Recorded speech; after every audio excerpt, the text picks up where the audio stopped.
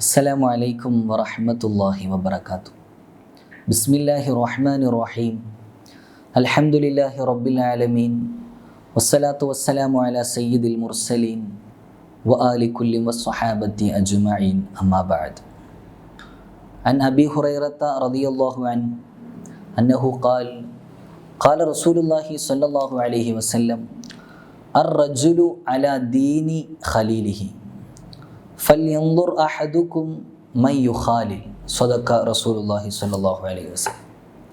ഏറ്റവും സ്നേഹം നിറഞ്ഞ ദുററിൻ്റെ പ്രഭാഷണങ്ങൾ കേട്ടുകൊണ്ടിരിക്കുന്ന പ്രിയപ്പെട്ട മുഅ്മിനീങ്ങളെ, മഹാനായ അബൂ ദാവൂദ് റളിയല്ലാഹു അൻഹു അവിടുത്തെ സുനനിൻ്റെ 4833 ഹദീസായിട്ട് കൊണ്ടുവരികയും അതുപോലെ ഇമാം തുർമുദി റളിയല്ലാഹു അൻഹു അവിടുത്തെ സുനനിൽ 2378 ഹദീസായിട്ട് കൊണ്ടുവരികയും ചെയ്ത മുത്തുനബി സല്ലല്ലാഹു അലൈഹി വസല്ലമ തങ്ങളുടെ അതിപ്രധാനപ്പെട്ട ഒരു നിർദ്ദേശമാണ് ഇന്നത്തെ ദുററിലൂടെ നാം നിങ്ങളെ അറിയിക്കുന്നത്. ധാരാളം പണ്ഡിതന്മാർ അവരവരുടെ കിതാബുകളിലും ഈ ഒരു ഹദീസ് കൊണ്ടുവരുന്നത് നമുക്ക് കാണാൻ സാധിക്കും.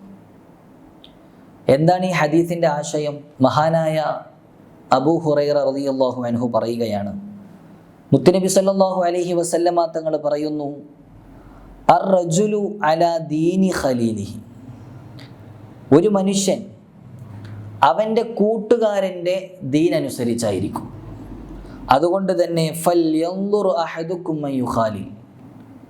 ആരെയാണോ അവൻ കൂട്ടുകാരനാക്കുന്നത് എന്ന് അവനൊന്ന് ചിന്തിക്കട്ടെ എന്നാണ് മുത്തുനബി സല്ലല്ലാഹു അലൈഹി വസല്ലമ തങ്ങൾ പറയുന്നത്. ഏതൊരു മനുഷ്യനിലും അവൻ്റെ കൂട്ടുകാരൻ്റെ സ്വഭാവം പ്രകടമാകുക എന്നുള്ളത് സ്വാഭാവികമാണ്. അതുകൊണ്ട് തന്നെ ഒരു മനുഷ്യൻ അവൻ നല്ലൊരാളെ കൂട്ടുകാരനാക്കി കഴിഞ്ഞാൽ ആ നല്ലൊരാളുടെ നല്ല സ്വഭാവവും പെരുമാറ്റവുമാണ് ഇവനിൽ പ്രതിഫലിക്കുക. അതുപോലെ തന്നെ ഒരാൾ ഒരു ചീത്തയാളെയാണോ കൂട്ടുകാരനാക്കിയത് എങ്കിൽ ആ ചീത്ത കൂട്ടുകാരൻ്റെ ദുഷ്പ്രവർത്തികളും അവൻ്റെ മോശമായ പ്രവർത്തനങ്ങളുമായിരിക്കും ഇവനിൽ പ്രകടമാകുക. ഇത് വസ്തുതയാണ്. ഇത്തരത്തിൽ ധാരാളം ഹദീസുകളിലൂടെ മുത്തുനബി സല്ലല്ലാഹു അലൈഹി വസല്ലമ തങ്ങൾ കൂട്ടുകാർ ആരാകണമെന്ന് നമ്മെ പഠിപ്പിക്കുന്നുണ്ട്. മഹാനായ അബൂ ദാവൂദ് റളിയല്ലാഹു അൻഹു തന്നെ അവിടുത്തെ സുനനിൻ്റെ 4829 ഹദീസായിട്ട് മഹാനായ അനസ് ഇബ്നു മാലിക് റളിയല്ലാഹു അൻഹുവിനെ തൊട്ട് ഉദ്ധരിക്കുന്ന ഒരു ഹദീസ് ഉണ്ട്. അതിൽ മുത്തുനബി സല്ലല്ലാഹു അലൈഹി വസല്ലമ തങ്ങൾ പറയുകയാണ്, മസലുൽ ജലീസി സ്വാലിഹി. ഒരു നല്ല കൂട്ടുകാരൻ്റെ ഉപമ കമസലി സ്വാഹിബിൽ മിസ്ക്. ഒരു കസ്തൂരി മിസ്ക് വിൽക്കുന്ന ആളെ പോലെയാണ് എന്ന്. ഇല്ലം യുസിബ്ക മിൻഹു ഷൈഉൻ. അവൻ ആ കസ്തൂരിയിൽ നിന്ന് ഒന്നും എത്തിച്ചിട്ടില്ലെങ്കിലും ശരി, അസ്വാബക മിൻ റീഹിഹി, അതിൻ്റെ വാസന അവനിലേക്ക് എത്തും. അതുപോലെ തന്നെ മസലുൽ ജലീസി സൂഇ. ഒരു ചീത്ത കൂട്ടുകാരൻ്റെ ഉപമ കമസലി സ്വാഹിബിൽ കീർ. ആലയിൽ ജോലി ചെയ്യുന്ന ഒരു കൊല്ലനെ പോലെയാണ്. എന്താണ് അവൻ്റെ പ്രത്യേകത? ഇല്ലം യുസിബ്ക മിൻ സവാദിഹി. അതിൻ്റെ കറുപ്പ് അവനിലേക്ക് എത്തിയിട്ടില്ലെങ്കിലും അസ്വാബക മിൻ ദുഖാനിഹി, അതിൻ്റെ പുക അവനിലേക്ക് എത്തുമെന്ന്. എന്താണ് ഈ പറഞ്ഞതിൻ്റെ ആശയം? ഒരാൾ ഒരു നല്ല ആളുമായിട്ടാണ് കൂട്ടുകൂടുന്നത് എങ്കിൽ അയാളുടെ നല്ല പെരുമാറ്റങ്ങളും പ്രവൃത്തികളും ഇവനിൽ എത്തും. അതുപോലെ ഒരു ചീത്ത കൂട്ടുകെട്ടുമായിട്ടാണ് ഇവൻ കൂടുന്നത് എങ്കിൽ അയാളുടെ ദുഷ്കർമ്മങ്ങളെല്ലാം ഇവനിലും പ്രകടമാകുമെന്നാണ് പറയുന്നത്. ഇത്തരത്തിൽ ആരോടൊക്കെ കൂട്ടുകൂടണം, കൂട്ടുകൂടണ്ട എന്നെല്ലാം മുത്തുനബി സല്ലല്ലാഹു അലൈഹി വസല്ലമ തങ്ങൾ നമ്മോട് വ്യക്തമാക്കി പഠിപ്പിക്കുന്നുണ്ട്.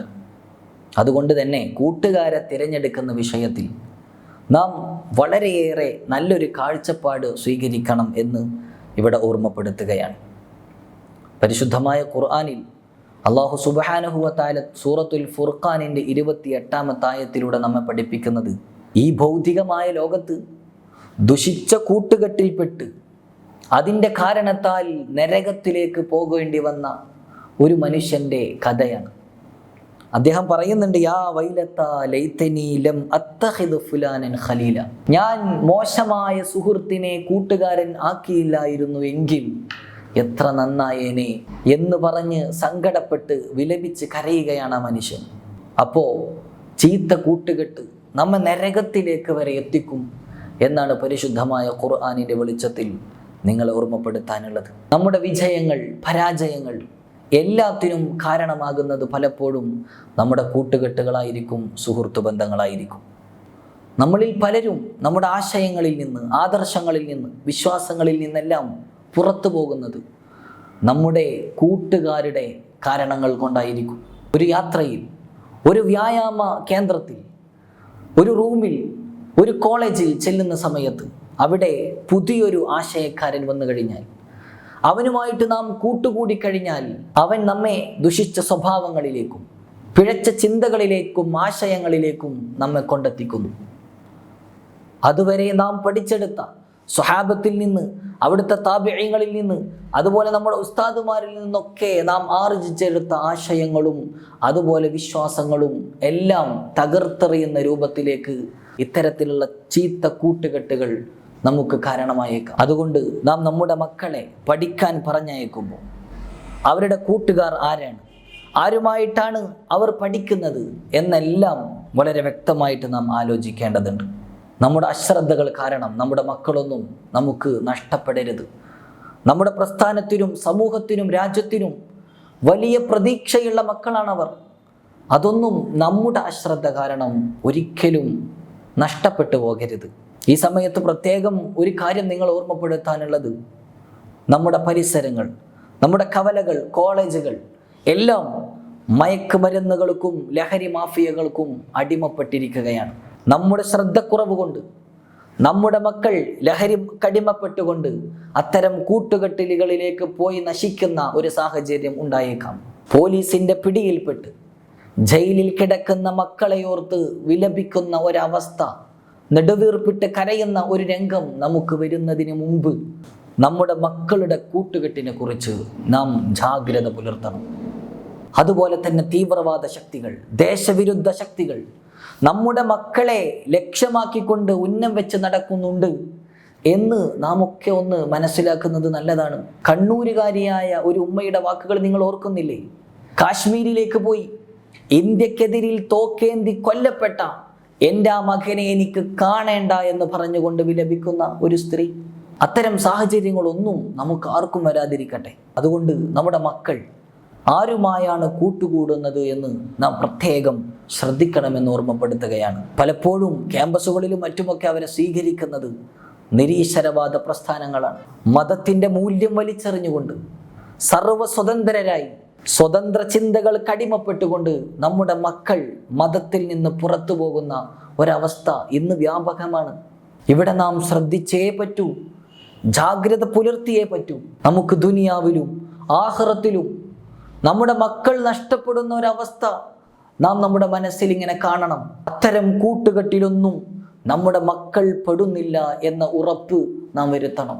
ആ രൂപത്തിൽ നമ്മുടെ മക്കളെ വളർത്താൻ ഞാൻ ശ്രമിക്കണം. അത്തരത്തിൽ വളരെ ഗൗരവമായ ഒരു ഉപദേശമാണ് ഇന്നത്തെ ഹദീസിലൂടെ മുത്തുനബി സല്ലല്ലാഹു അലൈഹി വസല്ലമ തങ്ങൾ നമ്മെ ഓർമ്മപ്പെടുത്തുന്നത്. മുത്തുനബി സല്ലല്ലാഹു അലൈഹി വസല്ലമ തങ്ങൾ നമ്മുടെ ഭൗതികമായ ഗുണങ്ങൾക്ക് വേണ്ടിയും പരലോകത്തുള്ള ഗുണങ്ങൾക്ക് വേണ്ടിയും നമ്മെ സജ്ജീകരിക്കുകയാണ് ഇത്തരം നിർദ്ദേശങ്ങൾ നൽകിയിട്ട്.